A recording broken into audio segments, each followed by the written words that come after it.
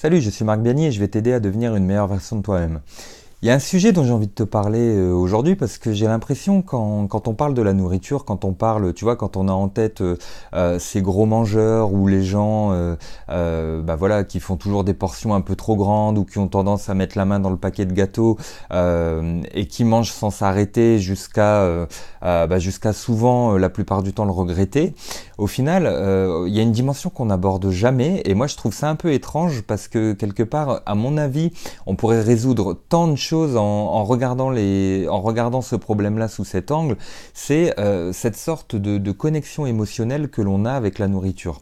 Tu vois, il y a des gens qui vont manger, parfois s'en rendre malade, parfois en s'en dégoûter, qui vont tomber dans une sorte de spirale où il faut absolument qu'ils grignotent, qu'ils ajoutent cochonnerie sur cochonnerie, du sucré, du salé, peu importe, mais c'est comme si ils rentraient dans une sorte de frénésie, tu vois, dans une sorte de perte de contrôle, dans une spirale où tu vas essayer d'aller en manger le plus possible, encore, jusqu'à ce que tu sois complètement pleine ou plein, et puis tu te dis, bon, ça y est, là, j'ai trop mangé, et voilà, les remords finissent par arriver à ce moment-là. Tu vois, pour moi, c'est quelque chose qui est lié à la connexion émotionnelle que tu as avec la nourriture, parce que quand tu réfléchis bien, c'est quelque chose que tu fais souvent, ben, tu vois, quand tu es un peu contrarié, quand tu es un peu chamboulé, ou tu vois, quand tes émotions, ça tourne un peu, tu vois, à l'intérieur. T'es pas ultra serein, t'es pas, je sais pas comment te dire, t'es pas dans ton état normal, tu te sens pas en pleine forme, pleine d'énergie, enfin, tu vois, de positivité à l'intérieur de toi.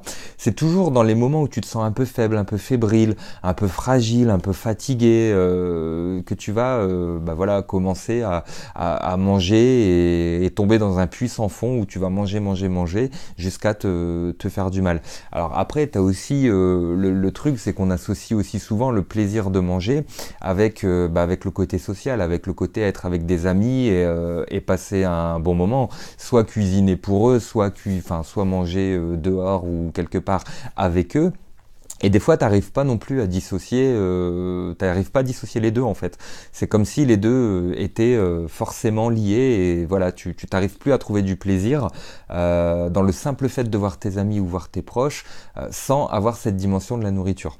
Alors pour moi, c'est pourtant assez simple à régler dans le sens où la clé, c'est de comprendre ces émotions justement.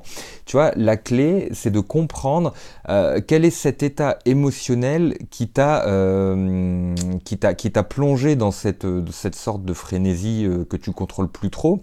Et aussi, justement, puisqu'on parle d'émotion, retourner le truc en te disant, en termes d'émotion, justement, en termes de sentiments de connexion que j'ai avec cette nourriture, est-ce que manger ça, ça va me rendre mieux, tu vois? Est-ce que ça va me rendre une meilleure personne? Est-ce que je vais me sentir mieux après avoir mangé, je sais pas, ce cookie, ce gâteau, ce petit grignotage, voilà, qui te tend les bras. Tu vois, ce que tu peux faire, c'est te dire, est-ce qu'après avoir mangé cette petite chose que j'ai envie de manger, même si je sais que c'est pas bien pour mon poids, je sais que c'est pas bien pour tout un tas de raisons, est-ce qu'une fois que je l'aurai mangé, est-ce que je vais encore ressentir de la colère? Est-ce que je vais encore ressentir de la tristesse? Est-ce que je vais encore me sentir un peu seul, tu vois? Est-ce que je vais encore me sentir contrarié, inquiet? Tu vois, toutes ces émotions qui te traversent la tête. Est-ce que je vais me sentir non seulement encore contrarié, fatigué, est-ce que je vais encore me sentir un peu énervé, je sais pas, dépité, perdu? Ou est-ce que ça va être encore pire, tu vois? Tu peux aussi aller jusque-là. Est-ce que manger ça va tout simplement régler l'un de ces problèmes-là? Tu vois, quelque part, quand tu réfléchis vraiment, ajouter, continuer à manger plus en plus, quand t'as pas nécessairement faim, quand tu es dans ces petits instants, ces petits moments de fragilité, bah ça règle pas les problèmes et tu le sais très bien.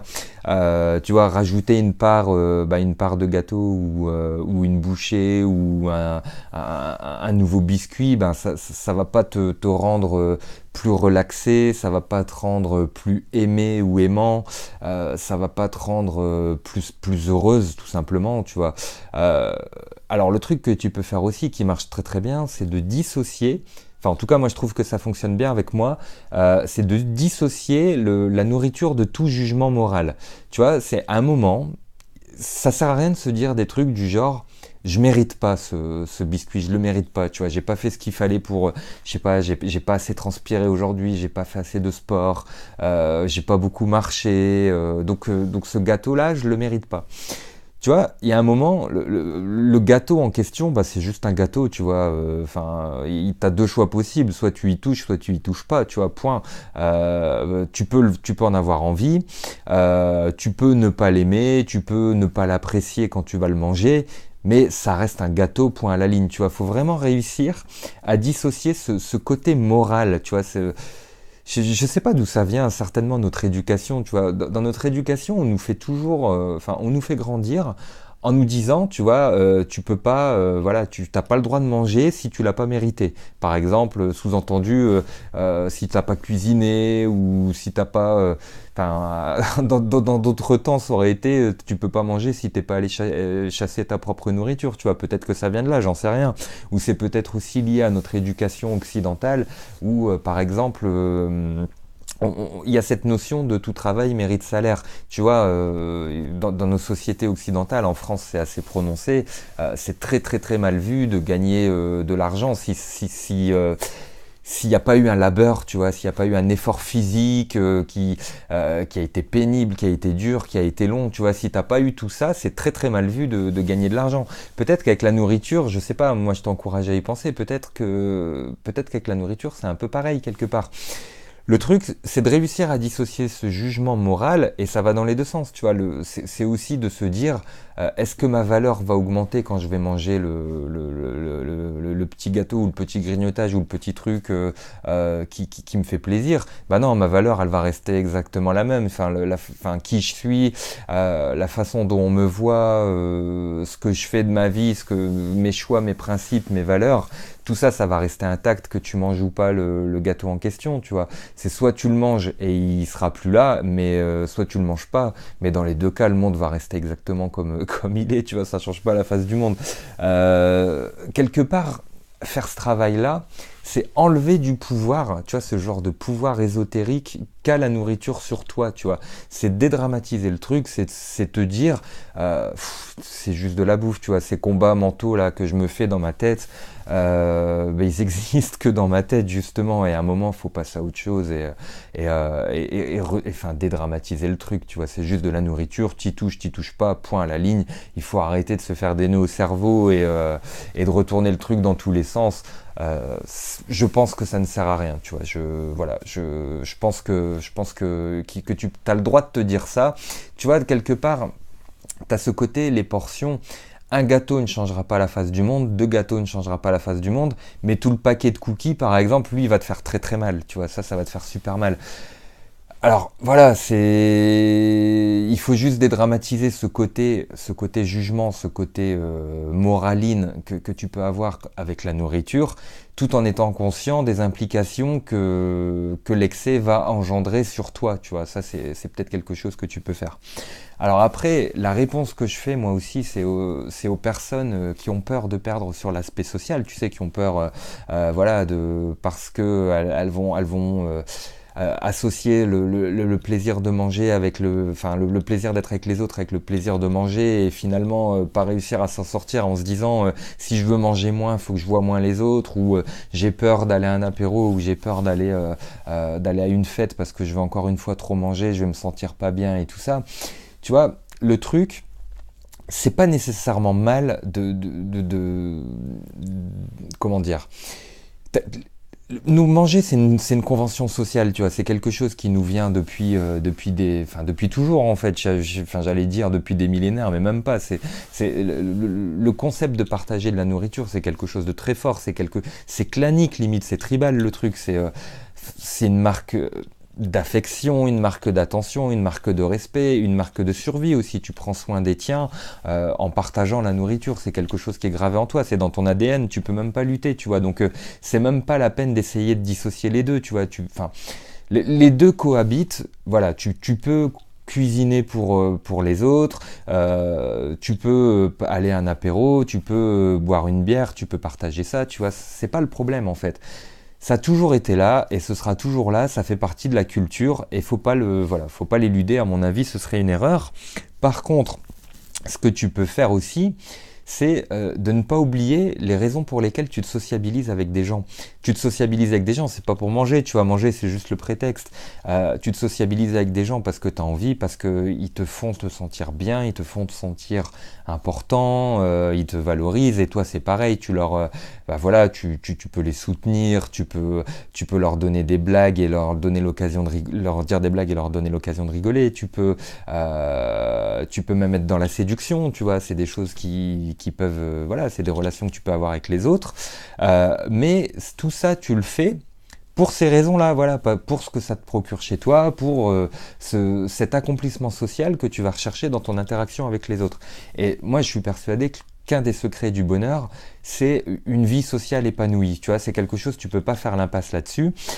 Tu es obligé d'avoir un cercle social en qui tu as confiance, dans lequel tu peux te confier, dans lequel tu peux partager des choses, des secrets, tu peux les impliquer pour qu'ils t'aident à porter des choses qui sont trop lourdes pour toi. Tu vois, tout ça, ça a énormément de valeur. Donc moi, mon point là-dessus, c'est que il faut pas briser cette chaîne-là sous prétexte que tu mangerais trop ou ça te ferait trop grignoter, ça te ferait perdre le contrôle sur ton alimentation ou sur ta santé, tu vois. Le truc, c'est de réussir cette connexion que tu as avec autant la connexion que tu as avec la nourriture, pour moi, il faut la briser. C'est une spirale faut dégager ça de ta vie, tu vois. C'est pas le point, ça a aucun rapport. Tu devrais pas avoir une connexion émotionnelle avec la nourriture. En tout cas, elle ne devrait pas. Enfin, ça devrait pas servir d'impulsion pour trop manger. En tout cas, pour moi, c'est clair. Par contre, la connexion que tu devrais avoir avec tes amis, avec tes proches, ça devrait pas changer, tu devrais le garder, ça.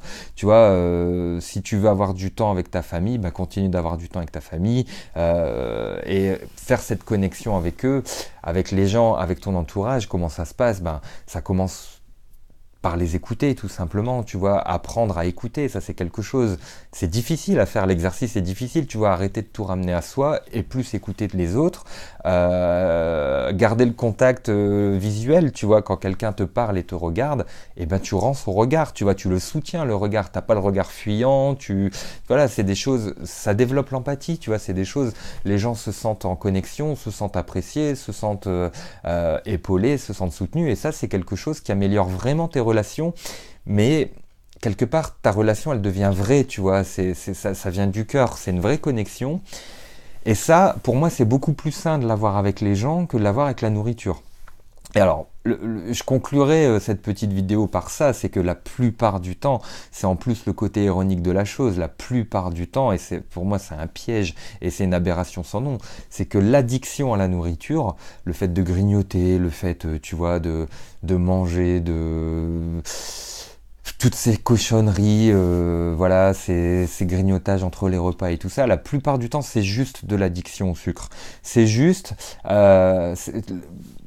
c'est juste une bonne et vieille addiction au sucre, comme un junkie, tu vois, comme un drogué. C'est quelqu'un qui va chercher sa dose. Et comme tous les drogués, c'est un mécanisme que les gens qui gèrent l'addiction connaissent bien. C'est-à-dire, alors je suis pas en train de te dire que tu es un drogué, attention, c'est pas du tout ça. Moi, ce que je te dis, c'est que quand quelqu'un qui se drogue va rechercher sa dose souvent à deux moments.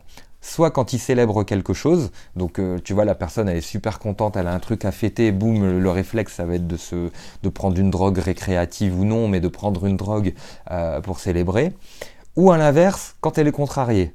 Donc tu vois, quelque part, toutes les excuses sont bonnes à prendre. En fait, le mec se drogue tout le temps. Mais c'est vrai, c'est pas des conneries ce que je te raconte. Si tu étudies un peu la question des addictions, des dépendances et des gens qui arrivent pas à se libérer des addictions, c'est toujours soit dans l'euphorie, on a envie de célébrer, donc on va rechercher de la drogue du plaisir, soit au contraire, quand on est vraiment mal, quand on est au plus bas, quand on est contrarié, eh ben on va rechercher du réconfort dans la drogue.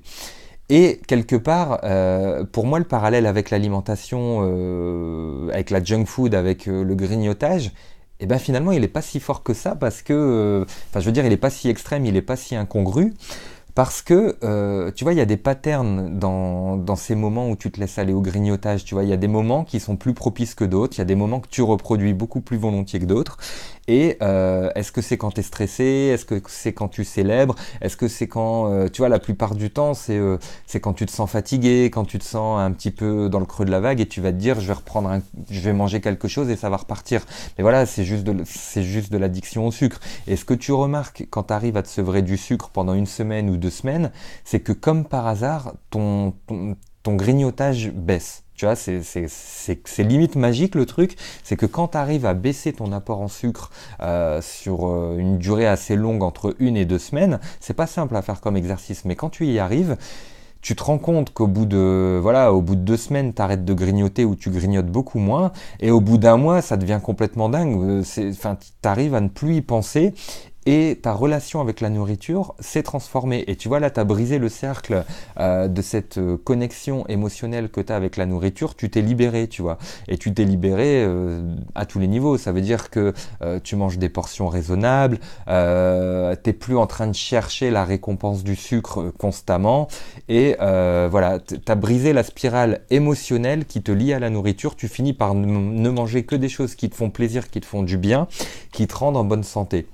Donc voilà, pour moi, ce côté émotion et nourriture, c'est loin d'être anodin. C'est vraiment quelque chose sur lequel on peut travailler, on peut obtenir des résultats sur ce genre de choses. Et c'est, à mon avis, l'un des meilleurs moyens, l'un des moyens les plus puissants pour arrêter de grignoter, arrêter de s'empiffrer de toutes les saloperies qui sont néfastes pour toi et qui vont petit à petit, tu vois, petit à petit, le fait d'avoir réussi à couper les ponts, ça va te mettre en tout cas, ça va te rapprocher de ton objectif de perte de poids, ça va te rapprocher de ton objectif d'une santé un peu meilleure. Et voilà, moi je t'invite à réfléchir là-dessus. Ça fait partie des choses que j'enseigne dans mon accompagnement complet, parce que je te rappelle que mon accompagnement Venus Body prend vraiment toute la composante tant pratico-pratique de qu'est-ce que je dois manger, qu'est-ce que je dois pas manger, qu'est-ce que je dois mettre dans mon assiette, comment je dois faire mes portions et tout ça. Mais aussi, à mon avis, là où ma méthode Venus Body fonctionne mieux que la plupart des régimes traditionnels, c'est parce que moi je prends en compte vraiment le côté psychologique, ce dont on est en train de parler dans cette vidéo-là, et pour moi tu peux pas faire l'impasse dessus, tu vois, tu peux pas être plus mince, tu peux pas être en meilleure santé, tu peux pas être en meilleure forme si tu fais l'impasse sur le psychologique. Pour moi le psychologique c'est 80% du boulot, et ça tombe bien parce que c'est justement sur cette question-là. C'est ce qui est plus facile à régler en fait. Quand tu suis 2-3 principes simples, quand tu suis quelques conseils vraiment très très basiques mais qui ont un impact énorme sur ta santé, c'est quelque chose qui peut te transformer. Ça fait partie de ces choses qui te transforment. Donc voilà, moi je voulais te dire ça aujourd'hui, j'espère que ça t'aide. Si tu veux creuser un peu le sujet, bah, tu as le lien dans la description pour aller voir exactement de quoi je parle. Et sur ce, je vais te souhaiter une bonne soirée. Donc il est vendredi soir au moment où je tourne cette vidéo, il est 7h moins le quart là, donc ça va être l'heure justement de commencer à penser à sa vie sociale et à penser à voir ses amis, à faire des choses avec eux et se sociabiliser. Et je voulais juste te rappeler que ce que toi tu dois faire, c'est réussir à briser le lien émotionnel que toi tu entretiens avec la nourriture, mais avec tes amis, mais avec ton cercle social. Bien sûr, essaye de valoriser cette connexion, essaye de la renforcer, essaye de la développer, et à mon avis, tu seras beaucoup plus équilibré sur tous les points. Voilà, je voulais juste te dire ça, et je te dis à très bientôt. Salut!